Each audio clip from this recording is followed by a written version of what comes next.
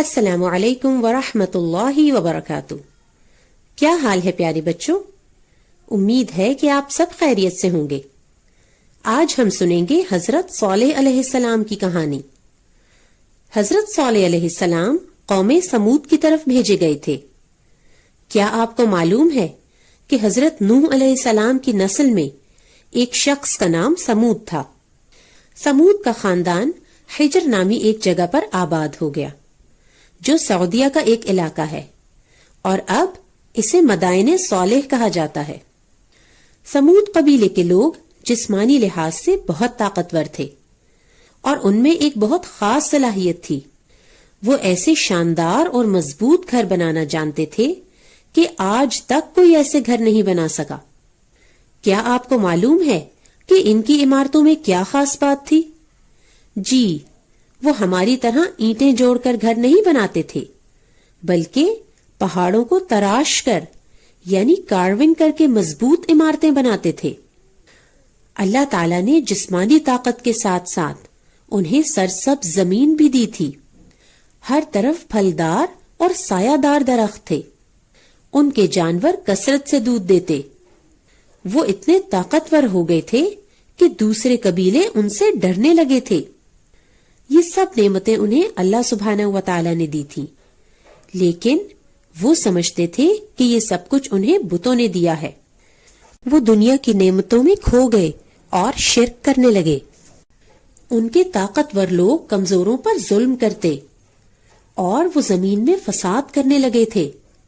پیارے بچوں، یہ اللہ کا قانون ہے کہ جب اس کے بندے اسے چھوڑ کر دوسروں کی عبادت کرنے لگیں اور زمین میں فساد کرنے لگے تو وہ ان پر دردناک عذاب نازل کرتا ہے۔ لیکن اللہ تعالیٰ اس وقت تک کسی قوم پر عذاب نہیں بھیجتے جب تک کہ ان کے پاس کوئی رسول نہ بھیج دیں جو انہیں اللہ کی طرف بلائے اور ان کے غلط کاموں پر انہیں خبردار کرے۔ تو اللہ تعالیٰ نے انہی میں سے حضرت صالح علیہ السلام کو نبوت عطا فرمائی۔ نبوت ملنے سے پہلے بھی حضرت صالح علیہ السلام بہت نیک تھے۔ وہ ایک سچے اور امانت دار انسان تھے اور انہوں نے کبھی بتوں کی عبادت نہیں کی تھی۔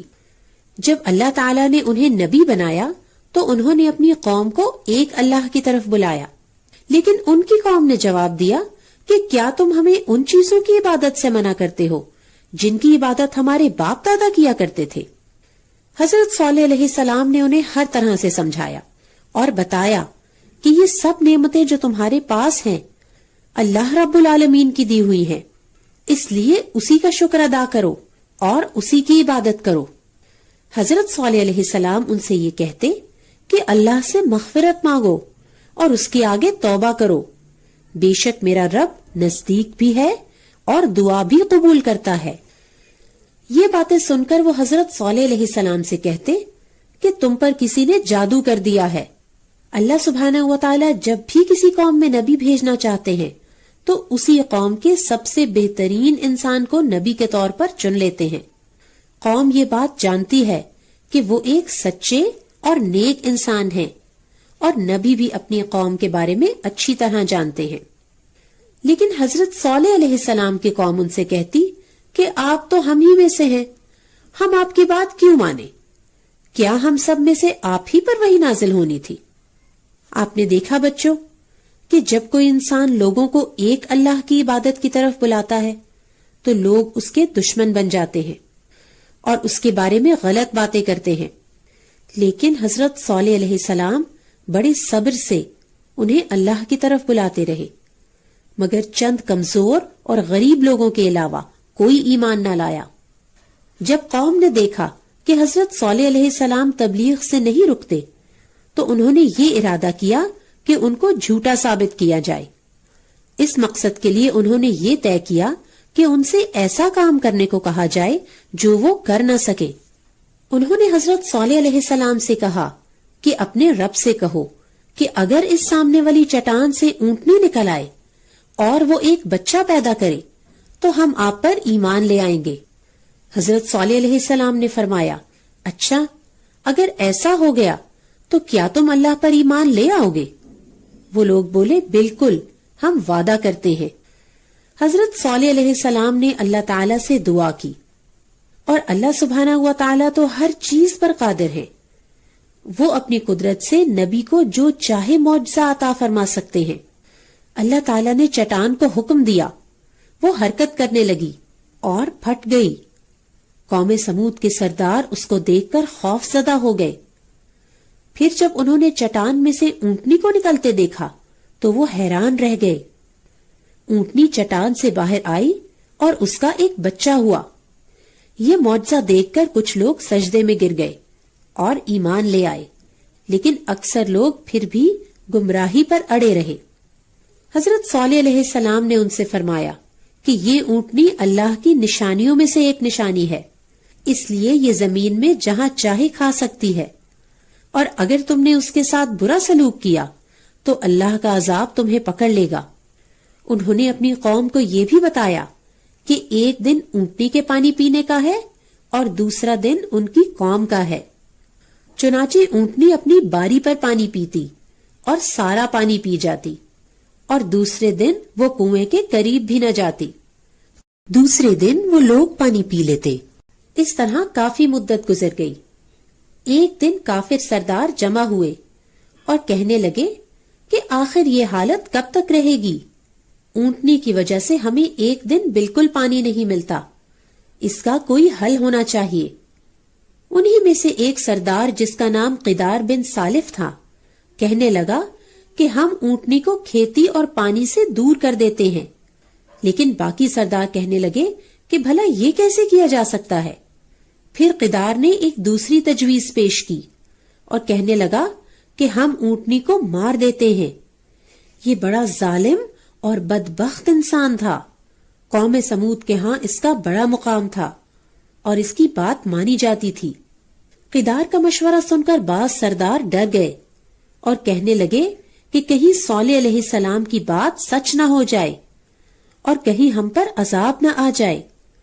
لیکن قدار کہنے لگا کہ صالح علیہ السلام کی باتیں نعوذ باللہ جھوٹی ہیں، اور انہیں اونٹنی کو قتل کرنے کے لیے راضی کر لیا.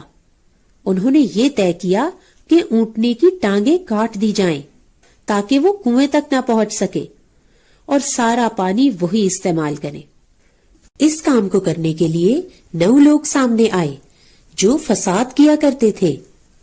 وہ سب ہاتھ میں تلوار اور نیزے لے کر نکلے اور اونٹنی کو تلاش کرنے لگے. اونٹنی کو دیکھتے ہی قدار نے حملہ کر دیا. اس نے ایک تیر اس کے پاؤں پر مارا جس سے وہ زمین پر گر گئی. اونٹنی نے ایک ہولناک چیخ ماری اور دوڑ کر اسی پہاڑ کی طرف چلی گئی جہاں سے وہ برآمد ہوئی تھی. اس کا بچہ بھی اپنی ماں کے ساتھ چلا گیا اور وہ دونوں اسی پہاڑ میں غائب ہو گئے. جب حضرت صالح علیہ السلام کو معلوم ہوا تو وہ بہت غمگین ہوئے. انہوں نے قوم سے کہا کہ تمہارے پاس اب صرف 3 دن کی مہلت ہے. 3 دن تم مزے اڑا لو، پھر تم پر اللہ کا عذاب آ جائے گا. قوم نے حضرت صالح علیہ السلام کی بات کو جھوٹا سمجھا اور کہا کہ جس عذاب کی دھمکی دیتے ہو وہ اب لے بھی آؤ. اور وہ اب حضرت صالح علیہ السلام کے قتل کی تیاریاں کرنے لگے. منصوبہ یہ طے ہوا کہ سب لوگ مل کر ان کے گھر کا محاصرہ کریں اور اکٹھے حملہ کر دیں. اللہ تعالیٰ نے حضرت صالح علیہ السلام کو ان کے منصوبے کی اطلاع دے دی اور ہجرت کا حکم دے دیا. حضرت صالح علیہ السلام ایمان والے ساتھیوں کو لے کر وہاں سے فلسطین کی طرف ہجرت کر گئے. صرف 120 لوگ ان پر ایمان لائے تھے. حضرت صالح علیہ السلام یہ کہتے ہوئے وہاں سے نکل گئے کہ اے قوم، میں نے تمہیں اپنے پروردگار کا پیغام پہنچا دیا تھا. وہ ابھی شہر سے باہر نکلے ہی تھے کہ قوم پر عذاب کی ابتدا ہو گئی. لوگوں کو پہاڑوں کی طرف سے ایک سیاہ بادل آتا دکھائی دیا تو وہ خوش ہو گئے کہ اب بارش ہونے والی ہے، مگر یہ اللہ کا عذاب تھا جس میں دھواں تھا.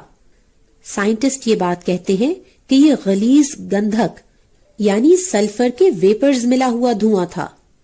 بچوں، کیا آپ کو معلوم ہے کہ سلفر ایسا ایلیمنٹ ہے جو ماچس میں بھی استعمال ہوتا ہے، اور اگر سلفر ڈائی آکسائڈ میں زیادہ سانس لے لیا جائے تو یہ بہت شدید کھانسی اور چوکنگ کرتا ہے. اس دھوئیں کے ساتھ ساتھ قوم سمود پر زلزلہ آ گیا اور اس سے ہولناک چیخوں کی آوازیں بھی آتی رہیں، جس سے دل دہل جاتے اور کان پھٹے جاتے تھے۔ جب وہ دھواں ان کے جسم میں داخل ہوا تو ان کے لیے سانس لینا بھی مشکل ہو گیا، جس سے یہ ساری قوم چیخ چیخ کر اور تڑپ تڑپ کر مر گئی، اور شدید زلزلے نے ان کے محلات کو کھنڈرات میں تبدیل کر دیا، اور سوائے چند ایک کے پہاڑوں میں تراشے ہوئے گھر سب ملیا میٹ ہو گئے۔ اللہ کی بات نہ ماننے والوں کا بہت ہولناک انجام ہوا۔ پیاری بچوں، آپ نے دیکھا کہ سمود کے لوگ بہت زبردست انجینئرز تھے۔ وہ ایسے گھر بنانے جانتے تھے جو آج ہم بھی نہیں بنا سکتے، لیکن یہ ساری ترقی ان کے کسی کام نہ آئی، کیونکہ وہ اللہ پر ایمان نہ لائے تھے۔ آج بھی مدائن صالح میں ان کے بہت سے گھر موجود ہیں۔ کیا آپ کو معلوم ہے کہ ایسی جگہوں پر صرف سیر و تفریح کے لیے نہیں جانا چاہیے؟ ہمارے پیارے نبی حضرت محمد صلی اللہ علیہ وسلم نے فرمایا کہ ایسے مقامات جہاں اللہ کا عذاب نازل ہو چکا ہو عبرت کی جگہ ہوتے ہیں۔ وہاں داخل ہوتے وقت اللہ سے ڈرنا اور رونا چاہیے، اور وہاں سے جلد نکل جانا چاہیے کہ کہیں وہ عذاب نہ آ جائے جو اللہ کے نافرمان لوگوں پر نازل ہوا تھا۔ پیاری بچوں، یقیناً آپ نے اس کہانی کو سن کر یہ ارادہ کر لیا ہوگا کہ اللہ سبحانہ و تعالیٰ کی ہر بات ماننی ہے۔ انشاءاللہ جلد ملیں گے ایک اور کہانی کے ساتھ۔